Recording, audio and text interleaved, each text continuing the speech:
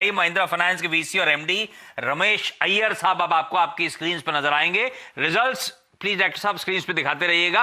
Iyer sir, कल बाजार के दौरान बंद होते होते बाजार के दौरान ये नंबर्स आए और जब नंबर्स अचानक स्क्रीन पर आए तो डर लग गया था। मैसिव डिटोरिएशन एसेट क्वालिटी में, मेरे ख्याल से अब तक का हाईएस्ट एवर जीएनपीए 15% के आसपास का आंकड़ा था, तो स्टॉक ने उसी तरह से रिएक्ट करा था। ये आसान शब्दों में समझाएं सर, इस हम रिटेल को ये इतनी दिक्कत क्यों आ गई? ये एसेट क्वालिटी 8% का ग्रॉस एनपीए 15% क्यों चला गया?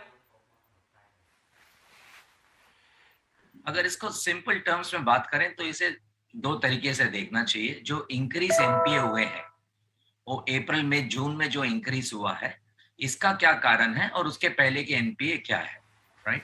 अगर मार्च के एनपीए की बात करें, वी वर एट अबाउट 8-9%, और क्या उसमें इतना डिटोरिएशन हुआ है?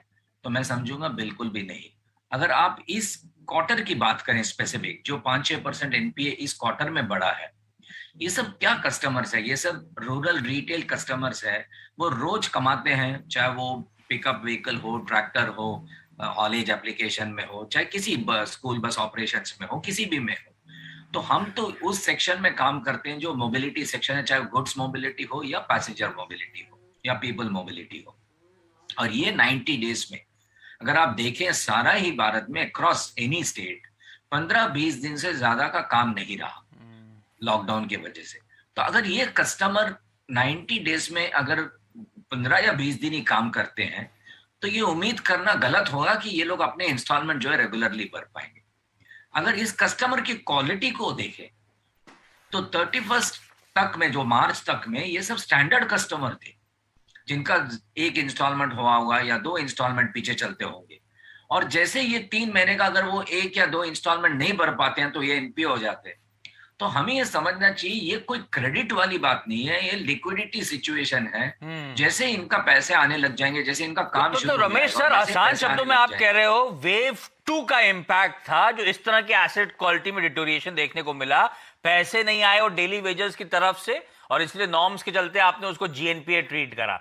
यानी कि अगर ये वेव का इंपैक्ट धीरे धीरे जैसे सबसाइड होना शुरू हुआ है, होपफुली ये पैसा जो आपने प्रोवाइड फॉर कर रखा है ये वापस आना शुरू हो जाएगा। बिल्कुल वापस आ गया, लेकिन उसमें एक डिफरेंस ये था कि इस कस्टमर को मॉरेटोरियम मिल गया था अप्रैल से अगस्त के बीच में, इसलिए वो एनपीए में कैटेगराइज नहीं हुए। अगर हम मॉरेटोरियम को हटा के बात करें और उस टाइम में ये कस्टमर भी अपना इंस्टॉलमेंट नहीं भर पाते तो क्लियरली यही नंबर आपको वहां भी दिखता। तो वेव 1 में भी पैसा वापस आ रहा था लेकिन मॉरेटोरियम के चलते वो इतना ज्यादा रिफ्लेक्ट नहीं हुआ था।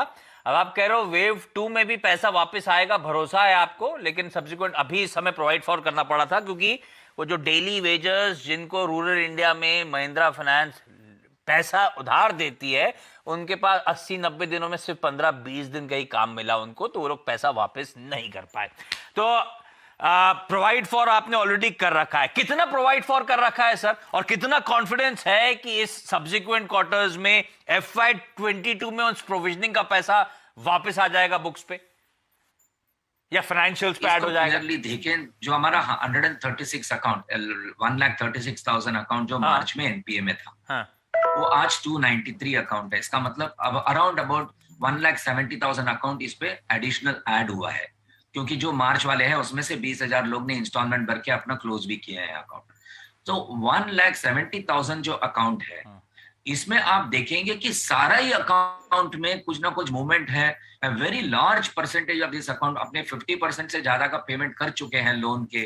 तो मैं समझता हूं कि इसमें कोई भी दिक्कत नहीं है कि इसमें से कोई जो है राइट ऑफ में आ जाएगा या बैड डेट्स में आने वाला है। ये आगे 3 क्वार्टर में आप देखेंगे कि इस वजह से जो भी प्रोविजन हुआ है इसका आपको रिवर्सल देखने मिलेगा। अरे वाह, समझ गया, आपने बढ़िया समझा दिया सर। अच्छा, एक चीज और हम लोग को जो समझ में आती है रिटेल को, भाई मुनाफा, अब ये इतना बड़ा घाटा 1500 करोड़ रुपए का घाटा हुआ है, तो अब जब आप कह रहे हो सब्सिक्वेंट क्वार्टर्स में हालात पिकअप हो जाएंगे, दिक्कतों से आप उभर जाओगे, तो ये एटलीस्ट मान के चलूं कि FY22 एक प्रॉफिटेबल ईयर होगा। प्लस इसी के साथ क्लब कर देता हूं, वो ग्रोथ अभी भी म्यूटेड है। मैं पढ़ रहा था प्री कोविड लेवल्स पे जो डिसबर्समेंट्स थे उसका तो आधा भी वापस नहीं आया है। तो ग्रोथ फिर दरअसल कब पिकअप होगी सर? तो अब पहले तो हम लॉस की बात करें। ठीक है। ये बिजनेस जो है हम 25 साल से चला रहे हैं। आई माई सेल्फ अभी इस बिजनेस में फ्रॉम 94 मैं जुड़ा हूँ इसके साथ में, ठीक है। ये पहला बार हमने क्वार्टर में देखा कि इतना जो हमें प्रेशर लेना पड़ रहा है। और ये प्रेशर किस वजह से है, जैसा मैंने आपको बताया, अगर 5,600 करोड़ की ग्रॉस एनपीए थी मार्च में, वो जा करके 9,600 के आसपास हमने अभी रखा है, उसको दिखाया है। तो 4,000 करोड़ का जो ग्रॉस एनपीए में इंक्रीज दिखाया है और उसमें 50% की प्रोविजन करे, राइट, तो ये तो लॉस दिखेगा ही दिखेगा, बट ये कोई राइट ऑफ नहीं है या कोई बैड डेट्स नहीं है, ये प्रोविजन है।